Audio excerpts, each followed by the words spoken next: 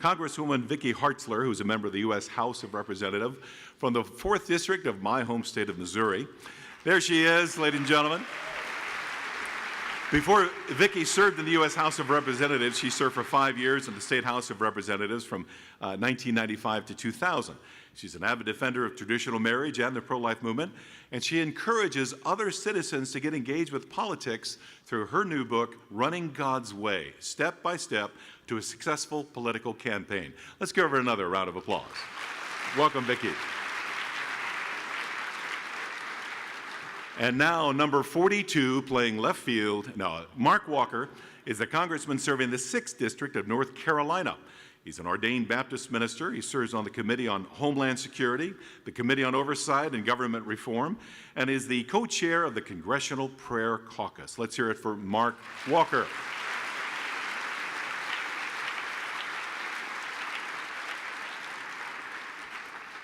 And rounding out our panel this morning on Winning the Hill is Mike Johnson, who was elected to the U.S. House of Representatives in 2016 by the largest margin of victory in his region in more than 50 years.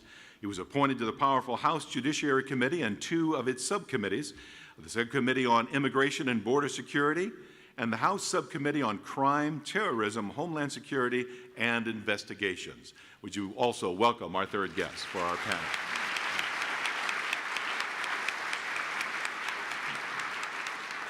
All right, and Tony is still in the swamp right now, so we're just going to continue stalling while we wait for Tony to get out of the swamp. All right. Well, how about those Cubs game last night? Wasn't that exciting? Everybody, welcome back, FRC President Tony Perkins. Take it away. Somebody was using my phone booth. Well, we're excited to begin with a panel of some of the swamp drainers that are here in Washington, some of our leaders on the value issues that we care so deeply about. I'm going to start in the center, ladies first, but also Congressman Vicky Hartzler is the co-chair. She leads the Values Action Team in the House of Representatives. She has been here since 2010. She also serves on the important House Armed Services Committee. And Vicki, I want to ask you about the importance of undoing the social engineering that has been put upon our nation's military, treating our men and women in uniform as if they were lab rats by the previous administration. Yeah, it's just been devastating to watch over the last 8 years under the Obama administration, the dismantling of our military readiness and with the policies that were implemented, not only cutting defense and dollar-wise, but inflicting upon them the social engineering policies that are detrimental to our nation. One of the ones that I was very concerned to see, and we took some action recently and with the President's help are reversing, is when President Obama last summer, just unilaterally, without checking with Congress or anyone else, says that now we're going to allow transgenders to serve openly in the military and giving them the full rights of medical treatments as well, including sex change operations. And as a member of the Armed Services Committee, I was very concerned about that because we are facing more threats now in our nation than any time since World War II, whether you look at the rise of China, Kim Jong-un and his threats, ISIS, Iran, or Putin in Russia. And yet at the same time, we are, with this policy, using tax dollars to allow for sex change operations, which will make soldiers non-deployable. Now, that just doesn't make sense. And so I did offer the amendment during the National Defense Authorization Act to say that no tax dollars can go to paying for sex change operations.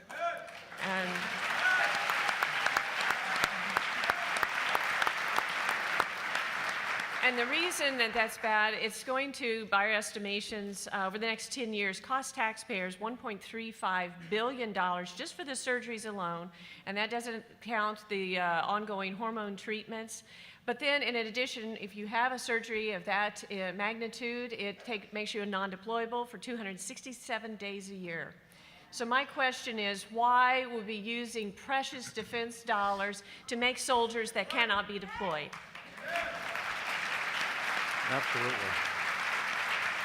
So we were, unfortunately, came a few votes short passing that, but very, very thankful that your next speaker after our panel, the President of the United States, realized that this was a tremendous detriment to our nation. It's a misuse of our tax dollars, and he has changed that policy, and it's being written out, the guidance right now. And I'm so glad that he, as our Commander-in-Chief, is prioritizing our military once again.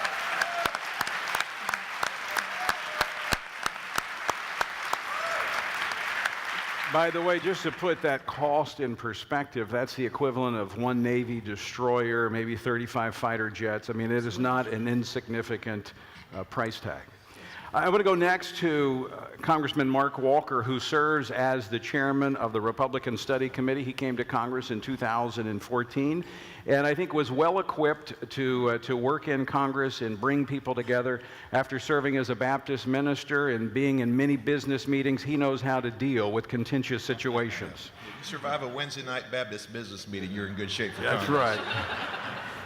Let me ask you that, Congressman Walker, how you see the role, now coming from the faith community as a pastor, what role does the church, evangelicals, social conservatives, Catholics have in determining the future of our country? Well, I think you were seeing it play out in our very present day. Certainly want to thank you for all the great work that you're doing to impact it from your level, and certainly the great army that is here even today. We saw this play out last week. The amount of influence that the church and the people who follow Christ are really pushing back on some of the social engineering and the social culture, we are seeing it. That vote last week on the House floor, where we were voted to end all abortions after 20 weeks, it's due to the people fighting this fight, Tony, and that's, yes, give yourselves a hand for the great work there. So, when did it become even at a point of contention in our country that we would even consider that this was, we're one of only 7 countries out of 198 nations, including North Korea, that even allowed abortions after 20 weeks. It boggles my mind sometimes that we've drifted this far, but it doesn't mean that we don't have plenty of work and plenty of fight left in us to be able to push back on some of the culture. I think we do it, obviously. To answer your question specifically, there is an evangelical thread that I think that works in all components and all aspects of our life, that we have to understand there is a relationship component. For 50, 60 years, some of our communities have been impacted, should I even say indoctrinated, with the left's ideal that the government is the end-all for everything that you can encounter, whether it's physically, financially, spiritually. We've got to change that dynamic. We've got to go and reach into across all of these communities and share the message that out of Psalms 139, that every individual is created uniquely, fearfully, and wonderfully made for goodness for God. And we're happy to carry that banner here. Amen.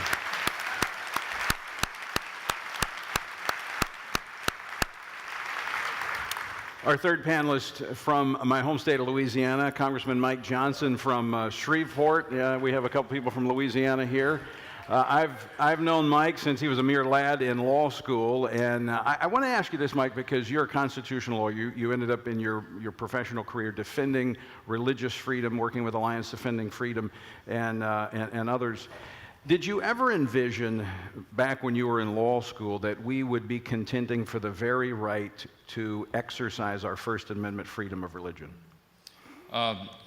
We saw it coming. You know, for about 20 years, I was in the courts doing that work and defended FRC and a number of our allied organizations, and worked with ADF for all those years. And we would go into churches on Sunday and do guest, pulpit service, and we would explain to the church, all around the country that this day was coming. And 20 years ago, people would nod and go, I don't know, guys, it seems like a bit too much. But now everything that we, saw coming down the pipeline is here right before our eyes. And so we're in an all-out fight for our most fundamental freedoms. And everyone in this room recognizes that, and that's why you're here, and we're so grateful that you do what you do, and you support FRC and everybody who's on this front line because we're in the fight of our lifetime. You know, Mark mentioned the Pain-Capable Unborn Child Protection Act that we just passed 2 weeks ago. And when we're in battles like that, we go to the House floor and it gives us an opportunity. It's gratifying, Tony, to be with warriors like these who will go to the floor and articulate these simple truths. And we were all co-sponsors of that bill, and we went to the floor and we explained, you know, let's remember, because we're in a generation of Americans who doesn't understand these fundamental freedoms and why they're so important. And it's easy to take freedom away from people if they don't know what their freedoms are.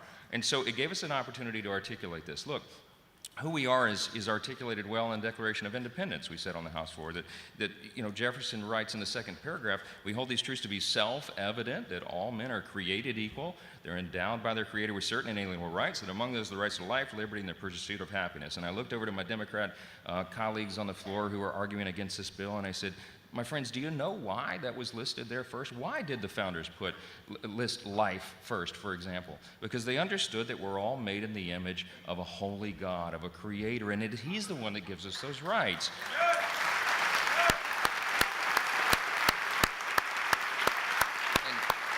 Tony, on the floor, and I know you were watching this, they were arguing for the convenience, you know, that, they actually argued on the floor that we can't pass this abortion ban after 20 weeks because some children may be born with disabilities, and we should have the right to terminate the pregnancy. And I said, you know, the founders recognizing that we're given life by our Creator, they understood that that was essential to who we are, and that every single person has inestimable dignity and value, and it's not related in any way to how good looking you are, where you went to school, what you make for a living, or whether or not you have a disability. It's given to us by God, and we have to remember that.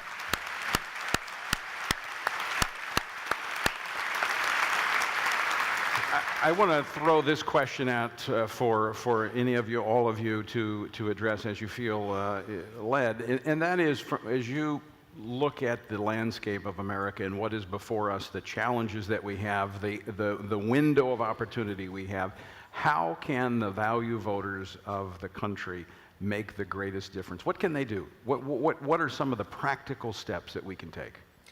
Well, if I could go first, I think the way that I have assessed this for 18 years as a pastor and now in our third year here in the United States Congress, I believe, without exaggeration, that you can trace every issue or symptomatic problem that we're having to the breakdown of the family in this country.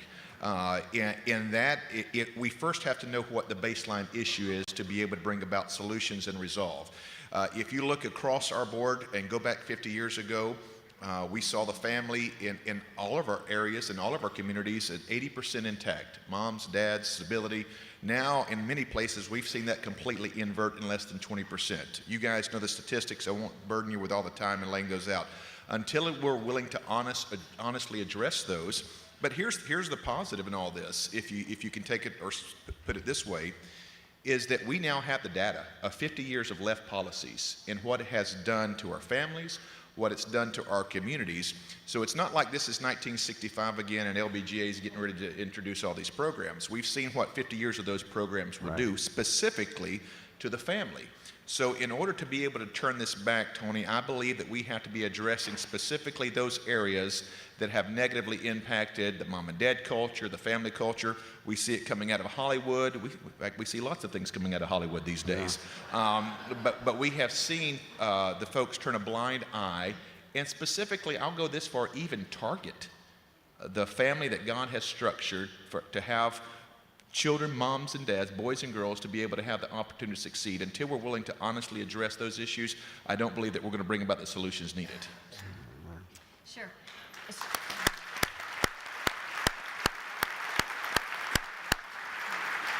So 3 things come to mind. First and most importantly is to pray.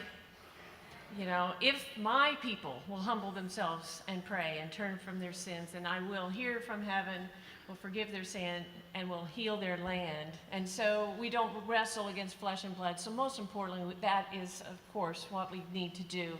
But secondly, I would encourage you to think about and pray about running for office yourself. And if not you, then who? Then saying, who do I know that would be good on the school board or could serve in the county commission or city council? We need to be strategic. We need to be proactive. We need to be putting and encouraging people to be there who share our views and values. And so that's really important. But most importantly, we need to tell people about Jesus. Because he is the only answer, really.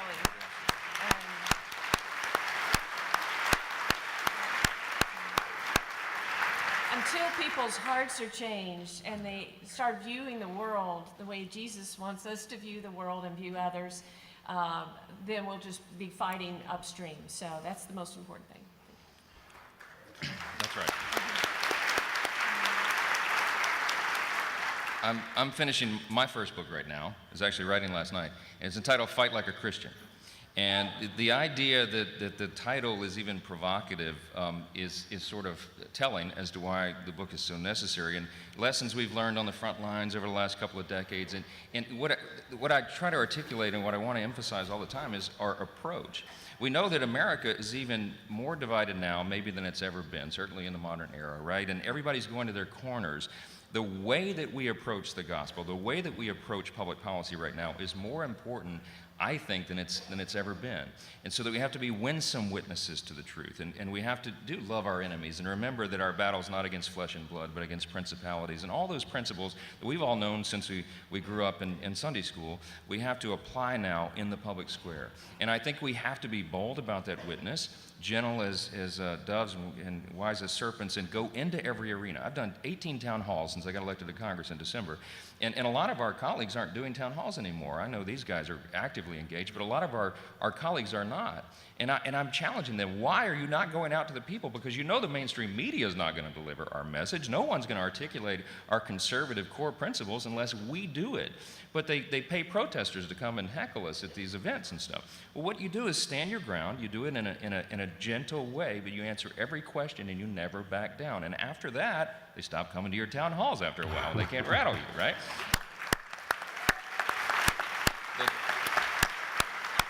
That's the approach that I think we have to take as the church and as conservatives in the public square, to articulate our principles without apology, do it in a gentle way, and hopefully we can win others over to our cause.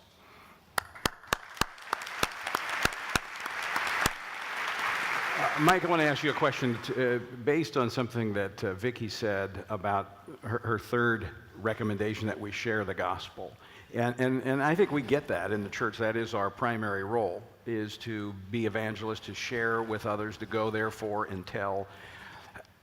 But that ties into the issue of religious freedom. Many would say, I don't want to get involved in politics. That's not my deal. But the ability to literally share the gospel in the marketplace and in the realm of education, that's at risk today. Yeah, I will start off. I'm sure my colleagues want to jump in, because Mike and I are lead amicus brief in one court case now. It's defending a hero of the faith of today named Jack Phillips. And Jack owns Masterpiece, a cake shop. You may have heard his case. He's one of these, he's an artistic genius. He creates masterpieces. It's just not a cake. He goes each event and he creates it specifically for that event. And he was asked a couple of years ago to make a cake, create a cake for a same-sex wedding ceremony, and he just very quickly says, well, I just can't do that due to my faith, but here's some other ways you could get a cake. I can sell you one that's already pre-made, but I'm not going to create, express, and use my talents in that way. And they took it to the Colorado Civil Rights Commission, which ruled against him and has ordered him to go through re-education programs, he and his staff, and he has to file quarterly compliance reports now with them to verify that he is not letting his religious beliefs get in the way of his business. And thankfully, ADF has helped him, and he is all the way now to the Supreme Court on December 5th. They're going to hear this case, but this is a tremendously important case, and as there are others, Barronell Stutzman and so many others, ordinary people trying to live out their faith according to the constitutional rights of the First Amendment, and being told by their government that they have to behave a certain way. Now, if our government can force people to do things against their deeply held religious beliefs, where are we as a country? And so this is imperative that we pray for this court decision, and that we continue to fight this and stand up for our beliefs. And Mike, you did this for many years, Alliance Defending Freedom. You want to jump in? Well, I'll just add that it is difficult to overstate the importance of this case. I said at our press conference when we unveiled our amicus brief to assist my old group, Alliance Defending Freedom, I really believe this one could be for all the marbles, Tony, because if it goes the wrong way, we're going to set back religious freedom for generations. If it goes the right way, we'll be advancing what the founders' ideals were. And it's really that important. And it reminds me also of another development of this just a week ago, the rollback of the Obamacare, the HHS mandate, where we were forcing employers to provide contraceptives and sterilization techniques and even abortifacients as part of the healthcare law. And we've rolled that back now. And the left went crazy over that. You saw what they did. I mean, this massive overreaction. You know why? Because we're seeing a trend around the country in state laws and lawsuits. They're trying to force Catholic hospitals and Christian healthcare providers to not only support but engage in themselves, use their own skills in support of things that violate their sincere religious beliefs, their deepest moral convictions. That is anathema to who we are as Americans. We have to protect the right of conscience. We have to protect the right to religious freedom, and we're going to have to die on every one of those hills. Pardon the pun. I agree absolutely. Thank you.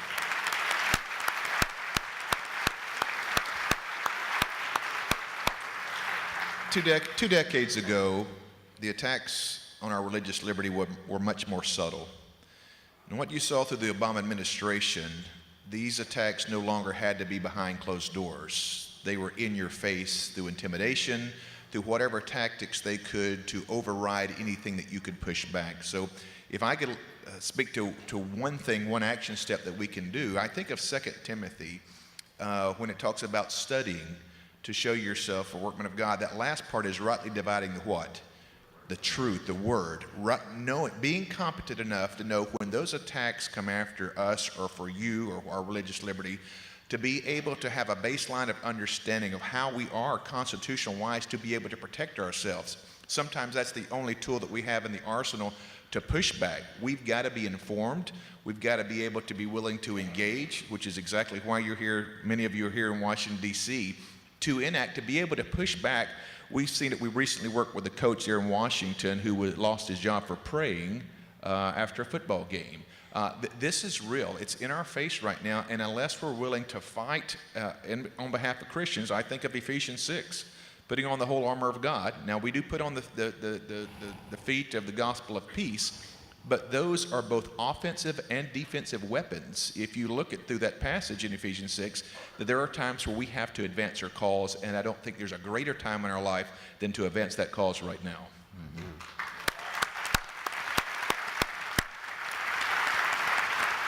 Let me shift to a specific policy initiative, one that is probably most symbolic of the swamp.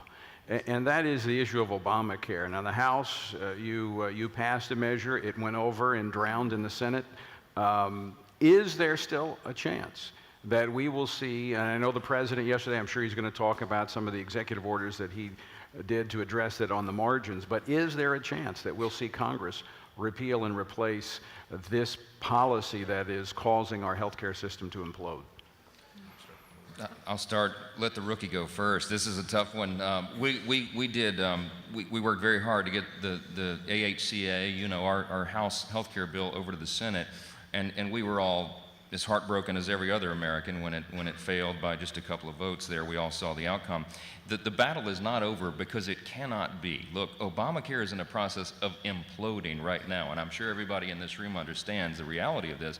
In our home state of Louisiana, Tony, premiums have risen almost 150% since 2013, and we're not even by far, we're about in mid-range on that. Some of the states' premiums have gone up almost 300%, and they're going to continue. And meanwhile, deductibles have skyrocketed as well, and people are losing coverage because insurance companies are running for the exits because they're hemorrhaging cash and operating in the red, and they're not charities. They have to make money to operate. So the whole system is about to collapse on itself. We know as we sit here right now in January, if something doesn't change, and apparently it won't now, you're going to have large swaths of the country that have only one insurance provider, because many already do, or none at all. There's about 49 counties at last count that will have no insurance providers at all on the Obamacare exchanges. So it just simply it's not a sustainable situation, and we're going to have to go back and address it again. The House, as you know, is committed to it.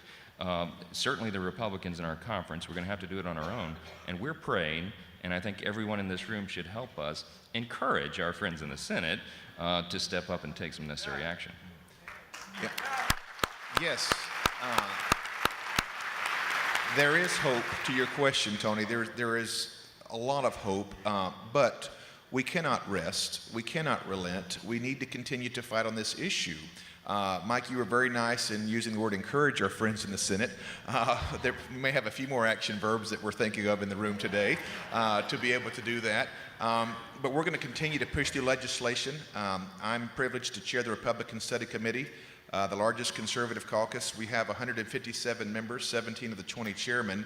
And we went on record at our press conference last week laying out 3 promises for the next 3 months. And one of those is to continue to work to repeal and replace Obamacare. If we have to do it piece by piece, frame by frame, we will not rest until this burden is off the backs of the American citizens.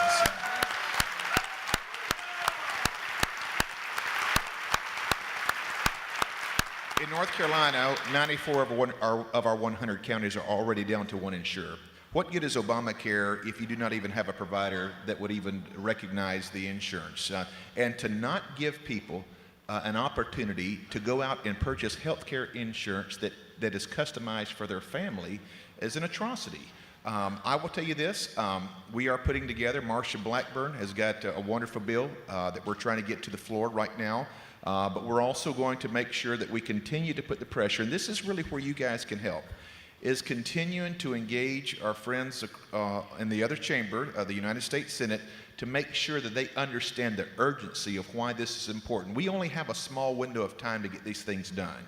In fact, only 3 times in the last 100 years has Congress been able to keep its Republican majority when you've had a Republican in the White House. That's why this time may not last forever, and I would dare to think what the Democrats would continue to do to our health care system, Tony.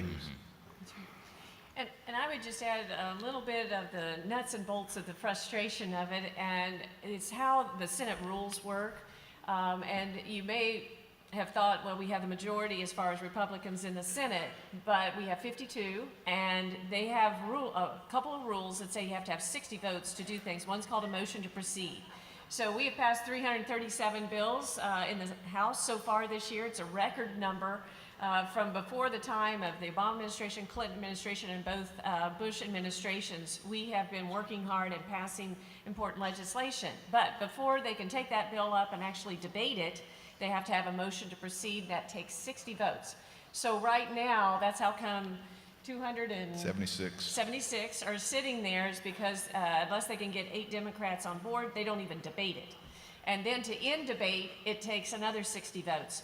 So several of us in the House are advocating for the Senate to change their rules. Because, as I was going to say, nowhere in the Constitution does it say that in the Senate it takes 60 votes. Most people think it's just should be like the Constitution says, and majority should rule. It's a crazy idea, but I think the majority should rule, and that would make things a lot easier because Obamacare, we're trying to have to pass it under something called reconciliation, which is only takes 50% of the vote, but the problem is we can only undo part of Obamacare through that mechanism. And so that's part of what has complicated the thing. So the Senate needs to just change their rules and go majority rules.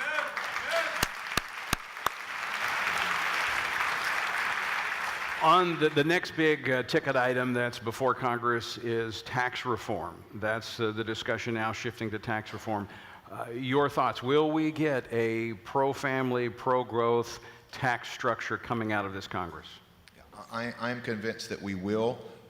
Kevin Brady, chairman of the Ways and Means, has worked on this nearly for the entire year to make sure that we are going to take care of the American people when it comes to tax reform. We were in discussion last night. We had another member maybe just calling for some trimming around the edges. Now, this is a once-in-a-lifetime opportunity. Not since 1986, 31 years, that's, I think, movie of the year Top Gun came out, I was a junior in high school, that we have even touched tax reform. So this is why it has to happen now. I just talked about the urgency of why we have both houses, that we've got to deliver on this, but we also want to make sure that this is a key component that impacts, I would guess, pretty much everyone in the room, that those in the middle and lower income are not damaged by their charitable giving. We need to include that to make sure those folks have the opportunity to deduct those charitable gifts. America is the most philanthropic country in the world. And it's organizations like this and our local communities and shelters. We don't want to do anything that would diminish the great work that's being done by many of our nonprofits and specifically our religious organizations. So we're going to do both, make sure tax reform is done, but also protect these institutions.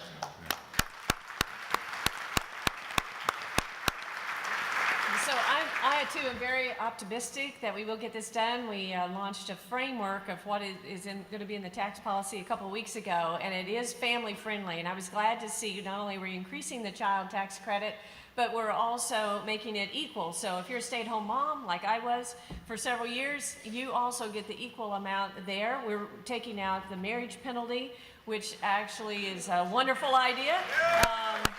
So that is part of it, and keeping the taxability there. It's a good plan, and we're just fine-tuning it and looking forward to hopefully getting it across the finish line. And I think the reason that we have optimism this will be done is because even the rhinos in the Congress recognize that it's their scalp that's at issue here. If we don't get this done, there's going to be a reckoning next fall, and everybody's, yes, it is going to be. But look, I spent a lot of time in my district back in North and West Louisiana talking to small business owners, and they tell it, you know, the economy's been on a great run since this year. We've had 49 consecutive, or more than that now, over 50 consecutive Dow Jones records since January. But I think a lot of that is in anticipation of the fact that we are going to get this job done with tax reform, and so we have to do it.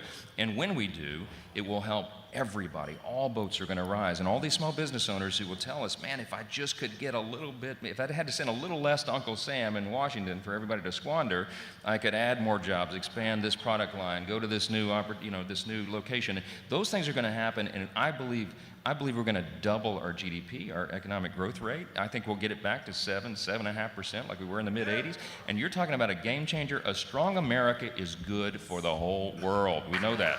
And this is important. We spoke a little bit on the individual side. There's a business rate component as well, Tony Perkins. And I just yesterday, I was sitting down with the CFO of Pfizer company, and he said this: for every dollar we make in Ireland, we keep 87 cents. For every dollar we make in the United States, we keep 60 cents. Now, since the 1930s, we've not lowered our business corporate tax rate to as low as we're getting it now, which is 20%. As you guys know, without going through the talking points, we've had the highest in the industrial rate in the world, and it's time to bring that back down. The average across the international globe is 22.5%. We think we're getting it to 20%. We're pretty sure we can lock it in there because it's important to bring those billions and billions of dollars and as well as jobs back to the United States. And repeal the death tax as well. That's a big thing. Well, and there's also another aspect of the tax reform that's going to be in there that has been addressed. The president addressed in the campaign. And I know, Mike, you were a part of the co-sponsoring of the Johnson Amendment repeal. Yes, well, we need to unshackle the voice of the church again. And for a long time, well, for a long time, it's something that we've all lamented, that the Internal Revenue Code has been really censoring and silencing the pulpit. And that is an unconstitutional prospect, and we have been trying to challenge that in court for years. Many of you know, through the Alliance Defending Freedom, we've had Pulpit Freedom Sunday, and we've had thousands of pastors get up in their pulpits in the fall before an election cycle and say why, there are biblical reasons why you cannot vote for candidate A or B. That's the way pastors used to lead their flocks until the 1950s. The Johnson Amendment was imposed. Many of you know the history. I won't go into the weeds on it, but LBJ put put it in as a vendetta against some churches in Houston that opposed his reelection to the U.S. Senate. And there was no real debate in the House or anything in the Congress when it was imposed in the Internal Revenue Code, and it's silenced and censored the church. So we have legislation now that is pending that will change that restriction and unleash the pulpits of this country again. That's the moral leadership that we need for America at this very pivotal time, and it could be a game changer, Tom. Yeah, the voices.